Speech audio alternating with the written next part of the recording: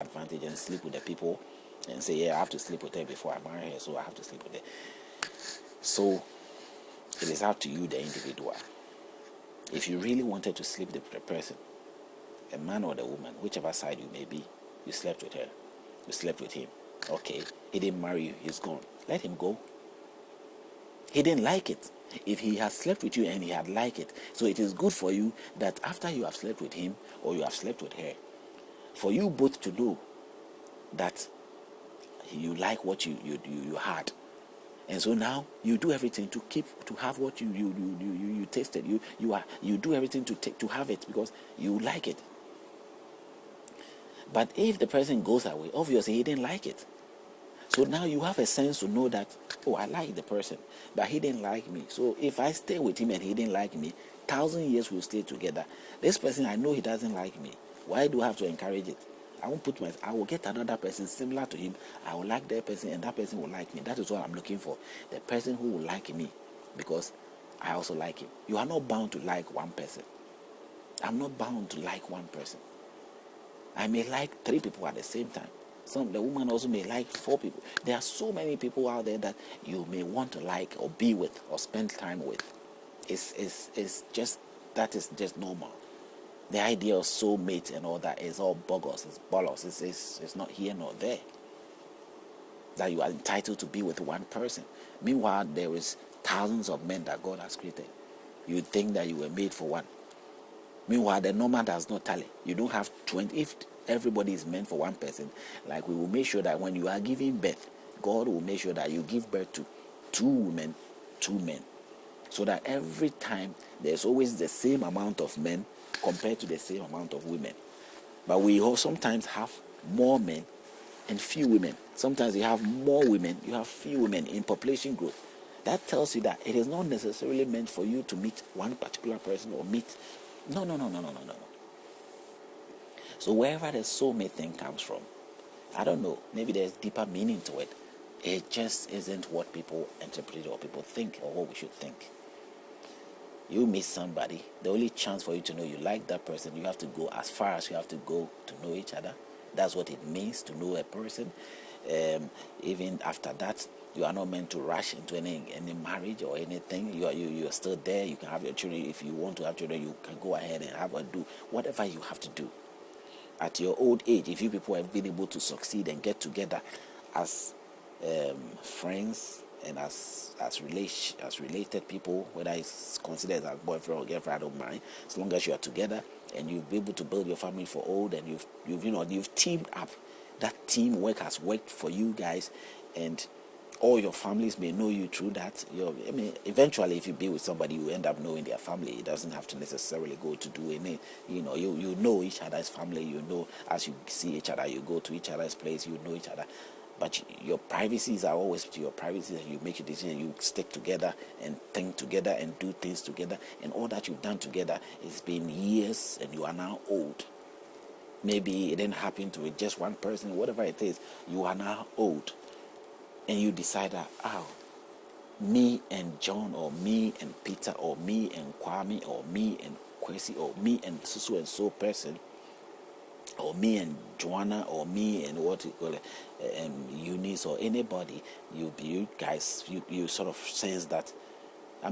What will now stop us from being together? Because we have been through everything. We are together. Let's bless all the time that we have spent together. Let's bless this moment with a wedding. And as old and aged people that you are blessing the days that you've been together, sanctifying it to your grave, you are tying the knot now to say that this is all we have done. We are blessing them. People also do that after marriage. They stay together and they do that at the end of it. But what I'm saying here, all those means we have diverted and invented and ideas we've done from the very beginning, they are failures to us. They don't really solidly give what is necessary to give. A man needs to be able, and a woman needs to be able, a person needs to be able to really have something knowing we are naturally made with the instinct to be able to discover, and we get embrace things and know things as we discover these things, as we get ourselves tied to those things.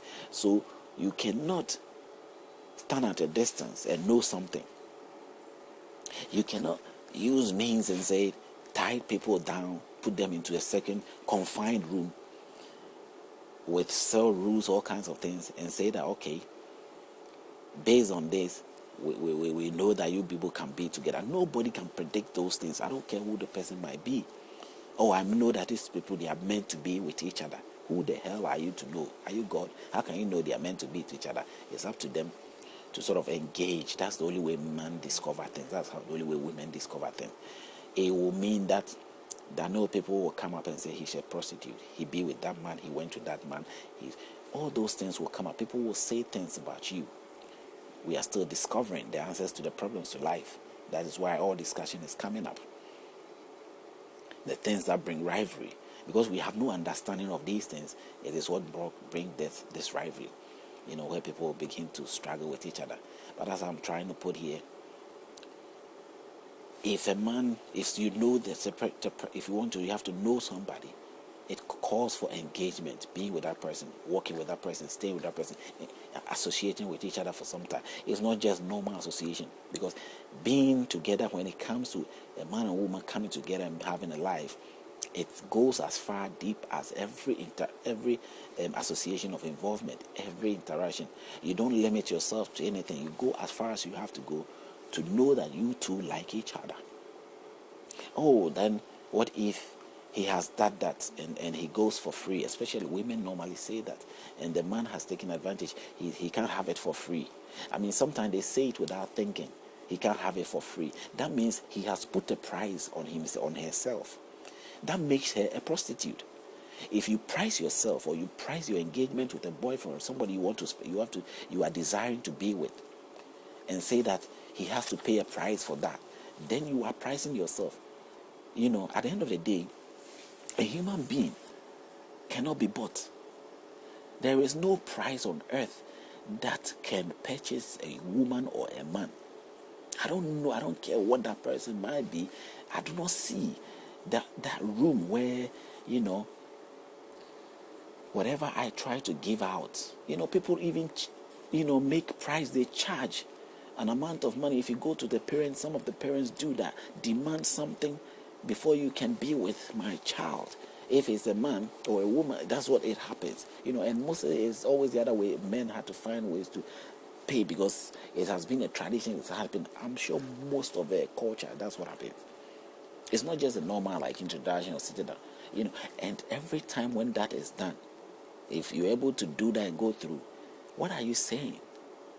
You see, it's the same way a woman that we condemn as prostitute does. This indirectly even encouraging the prostitution, and people don't get it. For you to prize yourself of having engagement with somebody, whether you are married, the person you are being with, you priced, you paid, you took something out of so it becomes like, I have bought you, so you are my property now. Then the man has now got the right to put you right if you are going wrong, and you will say, why? Yes, because he paid for you. You agree that he should pay for you. I mean, you cheapen yourself for you to be bought. And I don't know why that tradition was encouraged, but it has been encouraged, and it has gone on for so long. You can buy the human being. If that woman wants its own liberty, she shouldn't even think about saying that you can have what for free. I mean, the two of you are being together. So why are you saying that I am having it? What about you having me for free? You also are having him for free. I mean, you make it look as if it is a one-sided thing. It is both sides. You are not being had for free. You are having for free, him for free, and he's also having you for free. It is meant to be had for free. But the main thing is not the freeness. It's like what you people want to discover is that you will like each other. You want to know whether you people really like each other after engaging yourself. Is there something that will bring you, that binds you people to be together? That is what binds you people together. That is what is supposed to bind you people together. That thing that happens between a man and woman has some unique thing that always, even when people, man and woman, quarrels, there's something this engagement of what sex engagement somehow can erase